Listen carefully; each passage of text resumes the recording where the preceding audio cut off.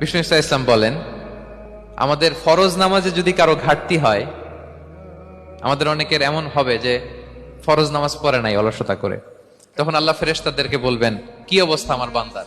বলবে, আল্লাহ অনেক ফরজ নামাজের তো ঘাটতি দেখা যাচ্ছে। তখন আল্লাহ বলবে, উনদুরু হাল্লি আবদি মিন তাতাওয়ু, ফরজে যদি ঘাটতি থাকে দেখো তো আমার বান্দার কিছু নফল নামাজ আছে কিনা। ফেরেশতারা এবার খুঁজে দেখবে, হ্যাঁ এই বান্দার অনেক নফল নামাজ আছে। তখন আল্লাহ বলবে, ঠিক আছে, এই নফল গুলোরে ফরজের ভেতরে ঢুকাইয়া মেকআপ করে দাও। তাহলে বলেন, নফল ইবাদতের দরকার আছে না নাই? কিয়ামতের দিন ফরজ নামাজে ঘাটতি থাকলে নফল নামাজগুলো সেখানে সাবস্টিটিউট করে আল্লাহ তাআলা আমাদেরকে বাঁচাবেন।